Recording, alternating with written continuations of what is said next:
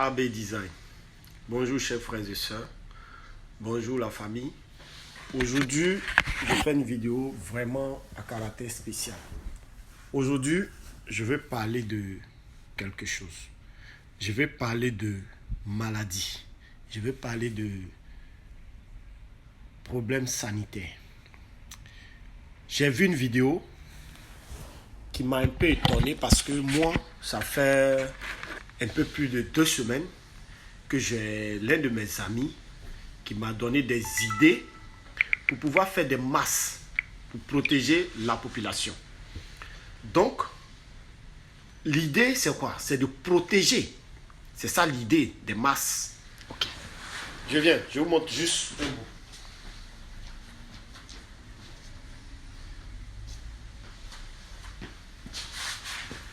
Donc, moi, j'ai commencé à faire des masques pour protéger la population. Mais aujourd'hui, ça fait exactement 17 jours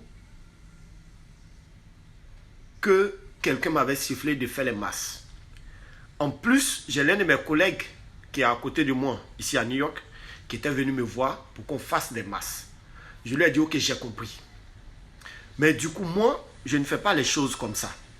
Donc, je suis allé me renseigner auprès des médecins. J'ai des amis médecins à qui j'ai approché pour leur demander est-ce que les tissus que nous utilisons, c'est-à-dire que ce soit ces tissus, que ce soit n'importe quel tissu, ou bien les pagnes africains, ou bien n'importe quel genre de tissu, est-ce que ça peut contenir les microbes? Il s'est trouvé que le monsieur me disait que quand pour voir, parce que les microbes ne sont pas visibles à l'œil nu, pour voir un microbe, il faudra diviser l'image à 1 milliard ou quelque chose comme ça et diviser le 1 des 1 milliard et quelque là à 40 encore pour pouvoir voir le microbe. C'est-à-dire dans les appareils qu'ils appellent microscope. Donc, du coup, moi ça m'a fait réfléchir. Donc je me suis dit que même si je mets 2 tissus ensemble, puisque les tissus à base c'est fait de fils. Les fils qui sont tissés, c'est ça qui font que ça donne les tissus que nous portons. Donc du coup, je me suis dit que les tissus ne peuvent pas contenir les microbes. Donc je suis allé chez moi à la maison. Dieu merci, comme c'était un confinement, je suis enfermé. J'ai commencé à réfléchir comment faire pour contenir les microbes. Parce que je peux faire un truc qui est joli, joli au porté, mais est-ce que ça protège? C'est joli. J'ai porté, c'est joli. Mais est-ce que ça protège celui qui l'a porté? Ok. Donc, je suis arrivé à une autre expérience. C'est-à-dire les papiers lotis, comme on appelle en général dans le langage courant de chez nous en Afrique. Mais lotis, c'est une marque. Mais disons les papiers qu'on peut prendre pour essuyer les mains, les trucs qu'on vend en supermarché ou n'importe où que vous pouvez trouver dans la boutique et tout ça. Et je suis arrivé à cette expérience. Ces papiers-là, puisqu'ils sont papiers, ils ne sont pas faits de fil, donc du coup, il n'y a pas de trou. C'est-à-dire qu'il n'y a pas d'espace pour permettre aux microbes de passer. Donc du coup, ça peut bloquer et contenir les microbes. Ok. Mais est-ce que les cache-nez que moi je vais fabriquer, est-ce que ça sera usable, jetable ou on peut laver? Bien vrai, mes tissus, on doit les laver pour que ce soit durable. C'est parce que pour les blancs là même n'est pas durable, parce que quand tu portes, c'est valable seulement pour 2 heures du temps. Après 2 heures du temps, tu dois jeter. Donc ceux qui portent, et puis ils vont avec ça à la maison, et puis demain ils reportent là. C'est maintenant que tu es en train d'avaler les microbes que tu as recueillis hier pour déposer sur comment on appelle ça, ce mouchoir là, parce que d'ici demain, les microbes vont traverser. Ok. Donc, comme on ne peut pas laver aussi, donc tu es obligé de jeter chaque 2 heures pour changer, pour prendre un nouveau pour porter. Ok. Maintenant, j'arrive à cette expérience. Donc, je prends les papiers. Je me dis qu'on doit laver. Donc, moi, j'ai mis dans l'eau. Voilà l'eau. Je l'ai mis dans l'eau. Je l'ai lavé. Et voilà. J'ai pressé bien. Voilà ça. J'ai bien pressé. Voilà. Et il me donne cette expérience. Regardez. Tu as vu, il est intact. C'est-à-dire, il n'y a pas de trou, il n'est pas déchiré. Nulle part. Ok. Voilà. Pour qu'il se déchire, il faut que je fasse ça. Il faut que je tire pour déchirer. N'est-ce pas? Ok. Du coup, je vous fais encore maintenant une autre expérience qui va me permettre pour ne pas qu'il se déchire à l'intérieur de mon tissu. Puisque mon tissu, il est doublé 2 fois, c'est-à-dire il y a un ici, et lui, il reste au milieu. Le tissu que je vais utiliser, je vais utiliser ma chemise par exemple. Si tu tires, tu vois, il ne se déchire pas. Donc, si lui, il est en contact avec le tissu, quand tu vas tirer, c'est le tissu que tu tires. Donc, du coup, il ne se déchire pas. Donc, du coup, pour vous dire que ces papiers-là, du coup, ça devient, les papiers Lotus là, ça devient important et ça bloque les microbes, ça contient les microbes. Les microbes ne peuvent pas traverser les papiers, mais ils peuvent traverser les tissus. Donc, qu'est-ce que tu vas faire?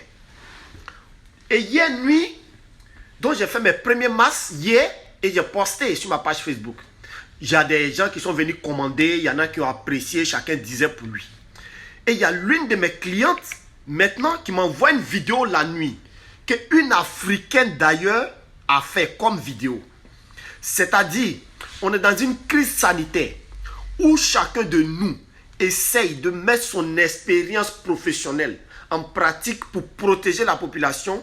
Elle, voilà la vidéo qu'elle a fait hier. Ceux qui ne comprennent pas, elle parle un peu, je ne sais pas, elle doit être malienne. Elle dit qu'elle est défenseur de quoi? Des droits de l'homme, elle est dans ONG ou quoi. Je vous présente sa vidéo.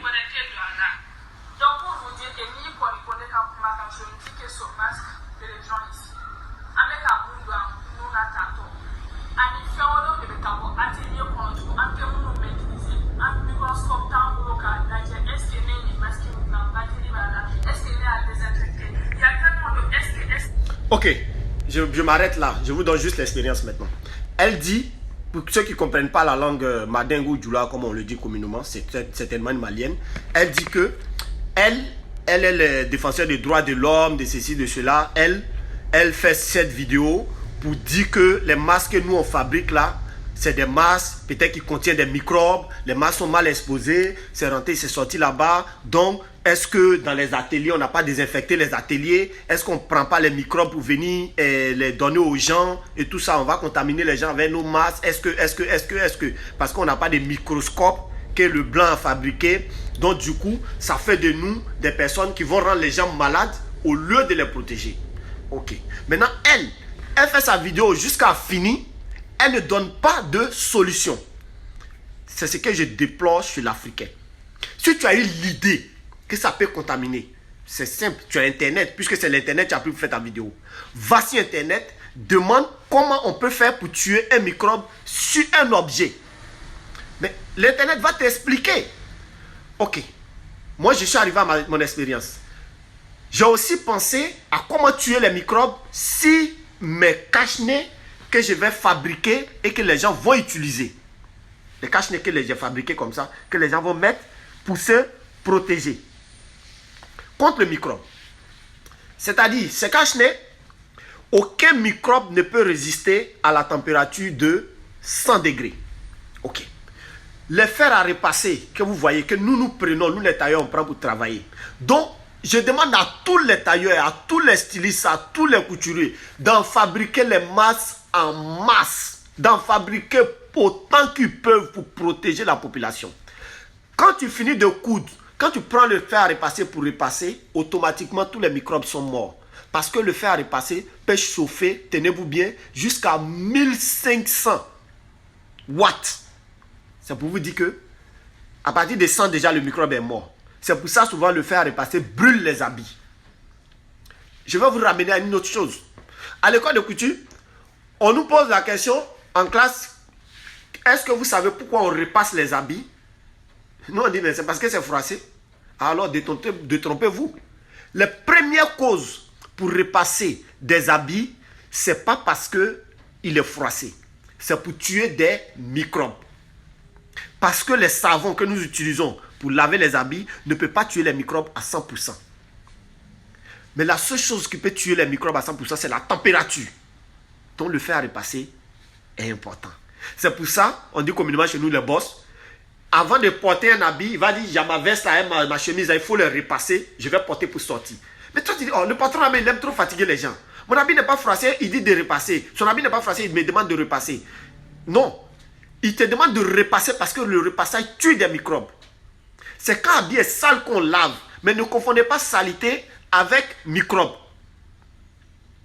Ton habit peut être propre et il peut avoir des microbes. Maintenant, elle, quand elle dit une telle chose pareille, mais qu'est-ce qu'elle veut? Que les gens aient peur de porter les masques que nous on fabrique, mais qu'ils restent comme ça maintenant. Là, ils vont avaler les microbes là, et puis ils vont mourir. Non. Si tu as eu le courage de faire ta vidéo pour détruire des gens qui dans l'intention, ce n'est pas l'argent d'abord, c'est protéger d'abord la population. C'est pour ça que moi j'ai fait plus de 17 jours en train de réfléchir comment faire pour fabriquer des masques. Mon intention première, c'est de fabriquer quelque chose qui peut protéger les gens. Parce que je vois en ville, il n'y en a plus dans les supermarchés. Tu vas pour acheter pour les blancs, là, il n'y en a plus. Ok, les blancs nous ont tellement traumatisés qu'on pense que tout ce que l'Africain fait n'est pas bon.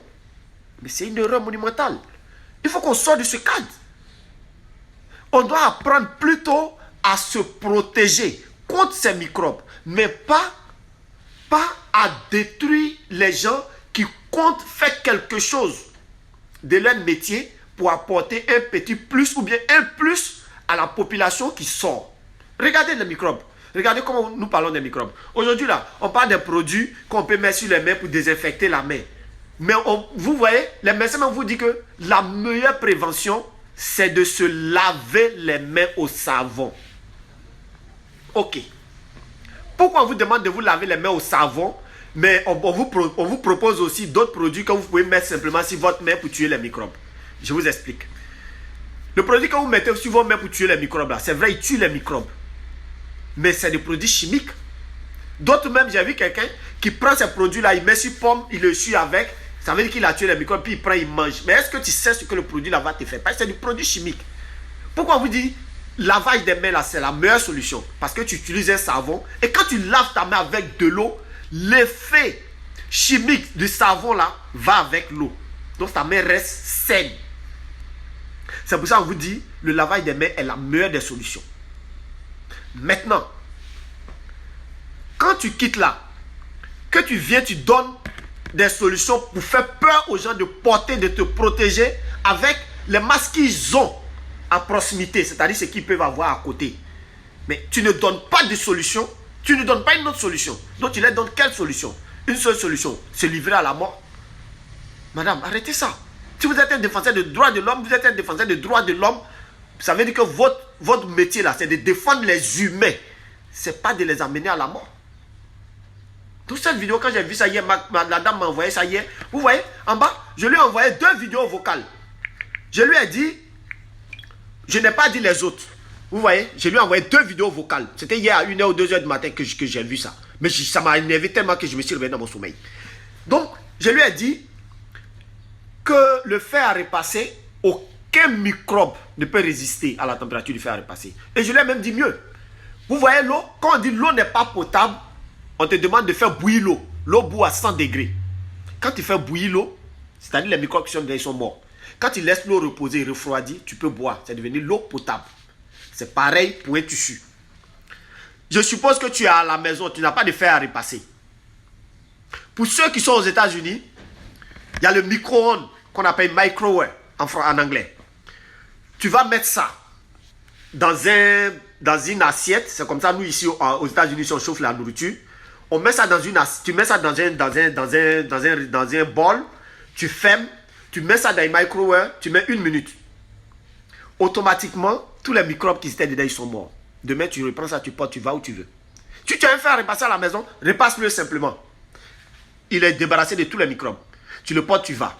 Quand il devient sale, tu peux le laver.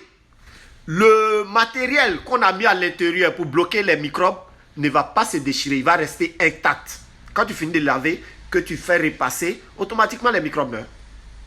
Donc du coup, tu as toutes les possibilités pour protéger ce masque-là et avoir un seul masque ou 2 masques et le porter presque 1 an si tu veux. Parce que le tissu il est solide. Tu peux les laver, c'est comme tes amis. Tu les laves, tu les portes, tu les portes, tu les portes, tu les portes. C'est pareil comme les masques. Tu peux les laver, les porter jusqu'à ce que cette crise finisse. Donc, je demande à tous les stylistes, à tous les tailleurs, à tous les professionnels de la mode. Le professionnel de la mode que je suis, moi j'ai réfléchi, j'ai trouvé des solutions pour seulement protéger la population et protéger ces masses et les rendre saines et propres. Ce que tu apprécies chez les Occidentaux et puis tu dis qu'ils ont un microscope là. Quand ils finissent de fabriquer, qu'ils mettent en vente, que tu t'en payes dans les boutiques, tu oublies quelque chose. C'est pas soumis à une température. C'est vrai qu'ils ont testé, il n'y avait pas de microbes. Mais quand ils ont remis dans le commerce là, tu sais combien de microbes se sont posés dessus? Mais tu penses à tu mets sur ton nez parce que c'est blanc qui a fabriqué. Vous voyez comment vous êtes idiots, vous les Africains? Il faut que vous pensiez à respecter vos professionnels dans tous les domaines. Si c'est un médecin africain, non, c'est pas un bon médecin. Quand c'est blanc, c'est bon. Si c'est un styliste africain, c'est pas un bon styliste. Oh, nous, quand on vient aux États-Unis ici, là, les stylistes d'ici, là, ils nous respectent. Parce que eux, là, ce qu'ils savent faire, là, peut-être que lui, il sait mettre bouton seulement. Il y en a un, il sait fabriquer poche seulement. Il y a un autre, lui, il fait col seulement. Mais moi, je fais tout. Il fait pantalon, il fait habit, il fait habit de femme, il fait pour garçon, il fait robe de mariée. Je fais tout. Tu as vu? C'est pour ça, eux ici, quand on arrive ici, eux, ils nous respectent. Parce qu'eux, ils ne font pas ça. C'est seulement les Africains qui font ça. Donc, respectez vos professionnels. 20 ans d'expérience, ce n'est pas 20 jours. Donc, je vous demande, chers frères africains, de protéger vos familles en se protégeant contre cette pandémie. De protéger vos enfants, de protéger vos mamans, vos personnes, les personnes âgées, vos grandes-mères, en se protégeant contre cette maladie. C'est simple. Parce que même quand tu touches une porte, tu peux être atteint de cette maladie. Et je vous donne encore d'autres expériences. D'autres nous disent ici que quand tu sors, parce qu'ici actuellement il fait encore froid, quand nous on sort, on porte les gros blousons. Quand tu arrives, on dit non, mets ton blouson dehors, il ne faut pas rentrer avec ça. Non, non, non, non. Je vais vous donner d'autres solutions simples. Quand tu viens, accroche un cintre à l'entrée de ta maison. Quand tu arrives, enlève ton blouson, accroche dessus le cintre. Avant de l'enlever d'ailleurs, quand tu rentres d'abord, mets du savon d'abord liquide sur ta main. Lave ta main avant de toucher ta fermeture. Parce que ta main est potentiellement contaminée. Parce que tu as touché des portes que les gens ont touchées. Donc tu laves d'abord ta main. Si tu as porté des gants, tu enlèves les gants. Tu jettes les gants. Tu laves tes mains avant d'ouvrir ton jacket, comme on le dit ici. Ton jacket, ton blouson. Tu accroches. Tu mets l'eau au feu. Quand l'eau va bouillir, tu prends, tu fermes le récipient, l'eau bout bien, tu mets en bas de ton blouson, tu ouvres, la température, la vapeur va monter dans ton blouson, automatiquement ça va tuer tous les microbes qui ont pu se poser sur ton blouson dehors. Ça va les tuer. Et ton blouson devient sain. Maintenant tu rentres dans ta chambre, tu te déshabilles, tu vas, tu te laves, et puis tu peux faire tout ce que tu veux. C'est pareil pour ça. Ceux qui ont un fer à repasser, ils peuvent le faire avec. Ceux qui n'ont pas de fer à repasser, qui n'ont pas de micro, ils peuvent aussi prendre ces trucs-là simplement. Tu fais bouillir l'eau. Quand l'eau bout, tu ouvres la marmite, tu soumets ça à la chaleur. La vapeur qui s'élève là, tu peux prendre une cuillère pour ne pas que ça brûle ta main. La vapeur qui s'élève là rentre dans ce truc, ça tue tous les microbes. Ton truc est devenu sain. Tu peux le reporter demain. C'est simple. Donc ce sont ces solutions-là aujourd'hui que je voulais vous apporter. Merci encore, chers frères et sœurs. Merci à tous ceux qui me suivent. Merci à ceux qui ne suivent pas, qui vont suivre la vidéo en rediffusion. Donc, merci à tous et à toutes. Et c'était mon message ce matin. Et protégez-vous vraiment contre cette maladie. C'est une pandémie. Ça fait des ravages. Il y a seulement une semaine, aux États-Unis, on était à 20 000 cas. Aujourd'hui, ça fait une semaine seulement. Aujourd'hui, on est à 120 000. Hier nuit, quand je regardais, on était à 121 000 cas ici aux États-Unis. Et New York, on est à près de maintenant de 50 000 cas dans la ville que je réside, qu'on appelle New York. Donc, ça fait peur dehors. Tu ne vois même pas les gens passer. Personne ne passe. C'est-à-dire que ça fait tellement peur que dehors, on n'a pas encore dit aux gens de vous enfermer définitivement. Hein. On a dit, bon, les grands coins, les endroits où on ne va pas médicaments ou bien manger, ils n'ont qu'à fermer. C'est pour ça que nous-mêmes, actuellement, on est fermé, mais je me sens obligé de revenir me cacher au moins un peu pour protéger un peu la population en faisant au moins ces masses. En faisant au moins ces masses et protéger la population à ma manière, à apporter mon expérience professionnelle, et c'est ce que je suis en train de faire. Et c'est pour ça qu'aujourd'hui, ce matin, j'ai tenu à faire cette vidéo. Merci à tous et à toutes, et on est ensemble. Et les Africains, quand vous venez pour dénigrer un travail, cherchez des solutions plus tôt pour apporter à ces professionnels-là, au lieu de dénigrer les travaux, comment on appelle ça, les professions de votre professionnel. Merci à tous et à toutes. Ciao.